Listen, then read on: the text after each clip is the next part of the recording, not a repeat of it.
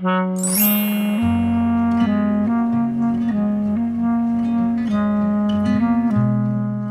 everyone, welcome to yet another work from home day.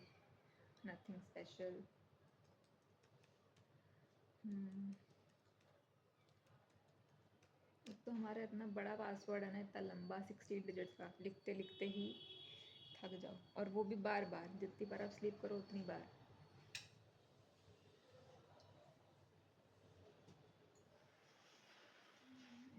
इतना काम आ गया है कि मुझे एक्सटेंशन के लिए मेल्स करने पड़ रहे हैं। सबको 9th को चाहिए, तो मैंने कुछ कुछ एक्सटेंड करा लिया है, कुछ कुछ काइंड ऑफ रिजेक्ट भी हो गया क्योंकि उनको जल्दी चाहिए था और मैं कर नहीं पाऊँगी। तो देखते हैं। आज मैं बाहर बैठ के खाना खा सकती हूँ, धूप निकली है ना आज।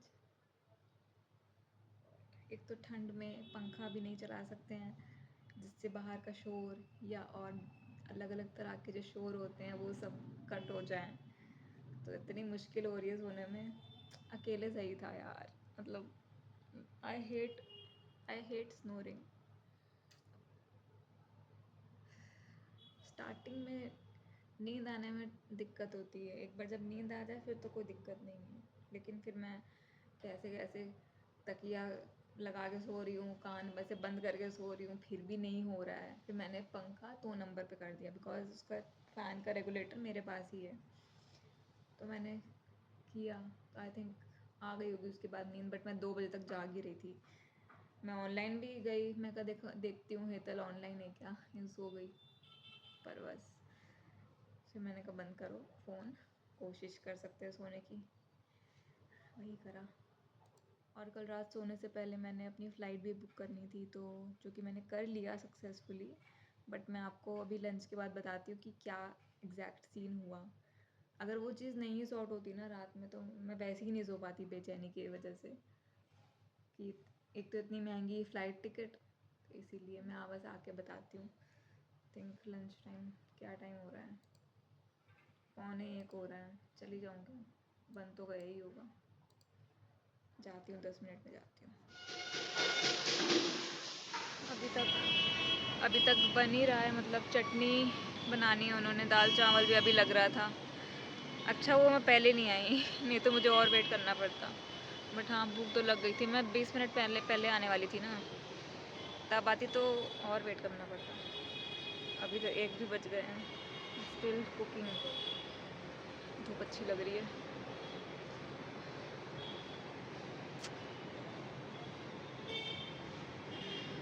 सामने वाला पीजी मेरे सामने बना है स्क्रैच से। मेरे पास वीडियोस भी हैं इसकी। पहले पानी की बोरिंग हुई, सब कुछ हुआ, नींव पड़ी, उसके बाद जाके बिल्डिंग।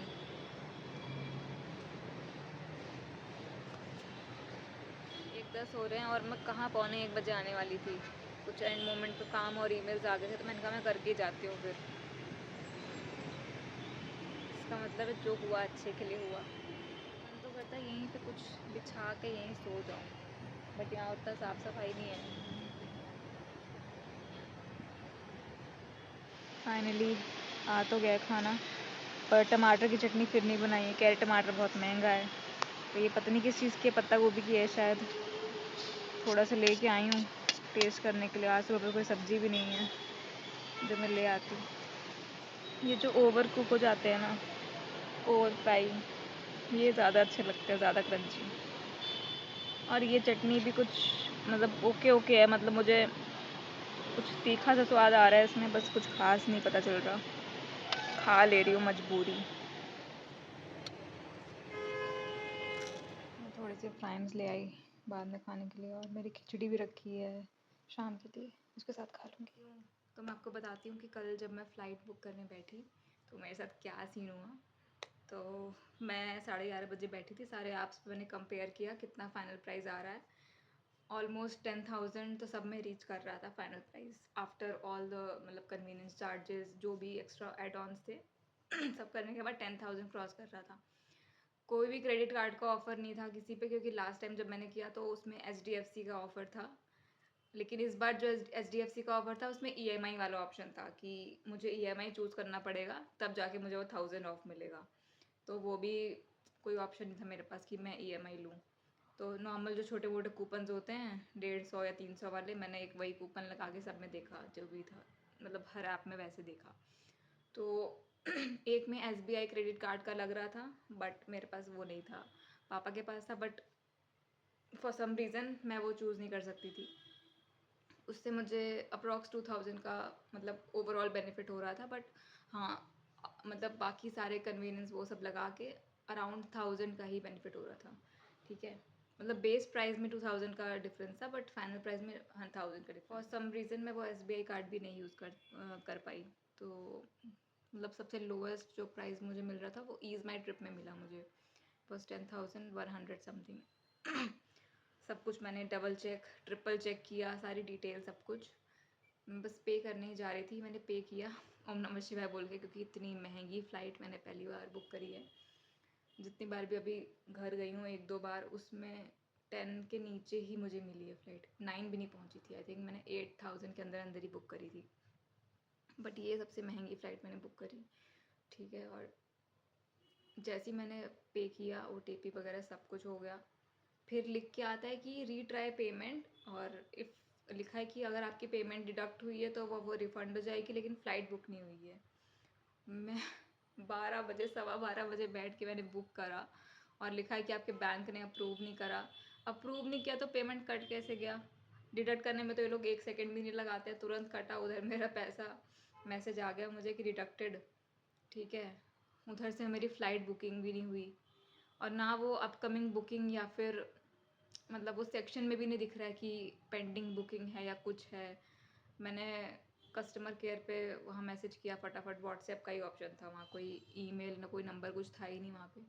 व्हाट्सएप पे किया, पता नहीं वो ऑटोमेटेड ही था आई थिंक, तो पता नहीं ब्लू टिक भी हो गया वहाँ पे, बट किसी का रिस्पॉन्स नहीं आया था। फिर मैंने देखा उनके ऐप पे, तो उन्होंने लिखा 24/7 सपोर्ट, जो कि मुझे नहीं लग रहा था। तो मैंने फटाफट ट्वीट किया, क्योंकि ट्विटर इन सब चीज़ों के लिए ही यूज़ करती हूँ मैं। हाँ, तो मैंने फटाफट ट्वीट किया, और आई थिंक विद इन 5 और 10 मिनट्स मुझे, बच जाओ तुम, बज लो पहले। हो गया, नहीं हुआ अभी।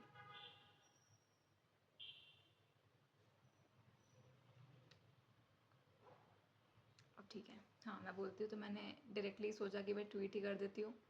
मैंने ट्विटर रखा ही इसलिए ताकि मैं सारी कंप्लेंट्स वहाँ करूँ, क्योंकि वहाँ पे ज़्यादा एक्टिव है मतलब हर ब्रांड की, हर हर प्लेटफॉर्म की जो सोशल मीडिया टीम है ट्विटर पे ज़्यादा एक्टिव होती है rather than customer support, which is insane.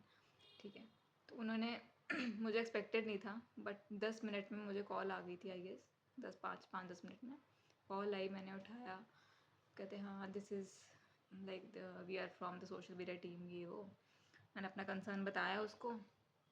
उसने कहा कि मे बी इस वजह से हो सकता है क्योंकि हमने पेमेंट रिसीव नहीं करी है इसीलिए।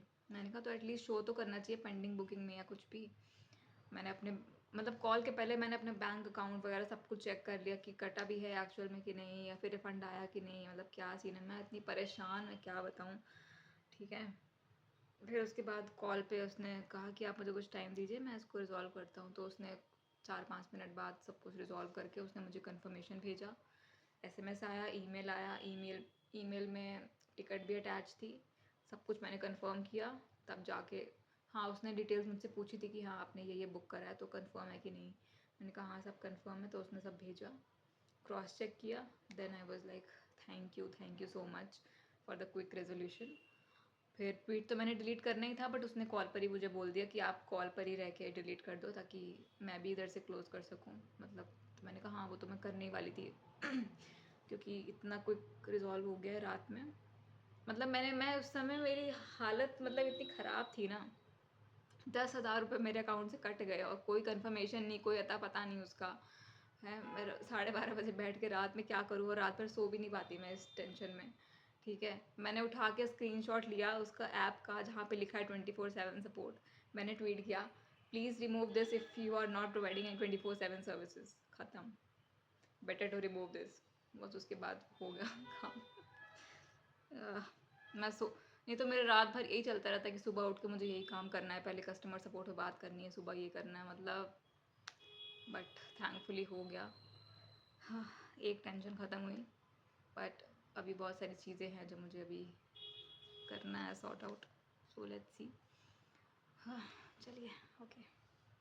आपका भी कुछ होता है इशू तो ट्विटर पर ही जाइए, फटाफट हो जाता है। इवन खाने से रिलेटेड भी कुछ इश्यूज होते हैं तो वहाँ पे जल्दी रिजॉल्व होते हैं। मतलब डोमिनोज़ का इशू मैंने वहाँ रिजॉल्व करवाया, ठीक है। यहाँ मैंने मोमोज़ मंगाए थे वाओ मोमोज़ से, उसमें कुछ छोटा सा इंसेक्ट टाइप था, वो मैंने वहाँ पोस्ट किया, वहीं से रिजॉल्व हुआ मेरा। तो मेरा पूरा ट्विटर इससे ही भरा हुआ है। तो या काम करते हैं, पता नहीं किसके 4 मैसेज आ गए हैं इसमें। मैंने काम से थोड़ा ब्रेक ले लिया है और अब मैं खिचड़ी खाने जा रही हूँ, माई फेवरेट। मस्त तारक मेहता लगा के खाना खाते खाते देखने का मज़ा ही कुछ और है। आई विश मैं गरम कर पाती इसको, बट ठीक है।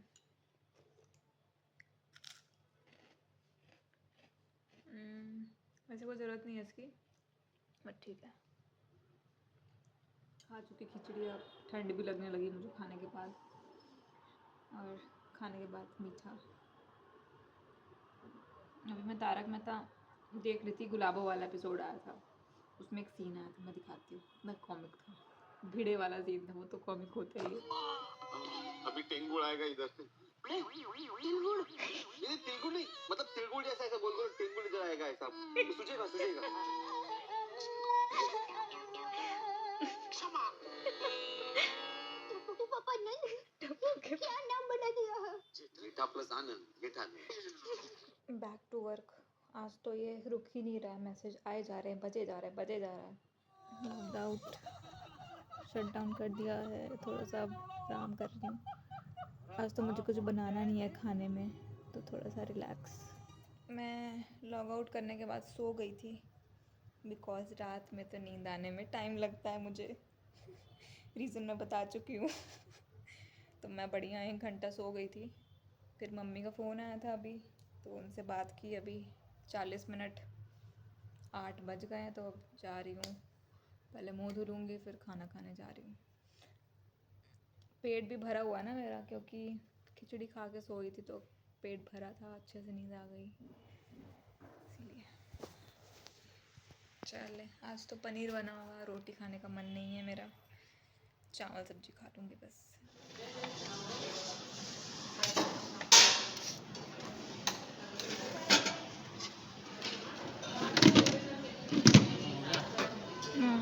कुछ बच्चा निकाल ले रहे करिए एग मेरा।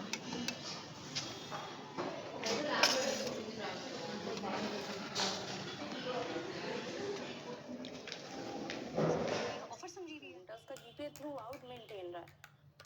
असल में पता है घर में कुछ परेशानी चल रही है, इसलिए पैनिक कर गया और उसका पेपर आता रह गया सर। काफी प्रेशर डलवाया उस लड़की ने, लेकिन मैं भी अपने असूलों को बहुत पक्का हूँ। पता है वो ऐसी स्टूडेंट नहीं है, एक मिस्टेक हो गया, आपसे प्लीज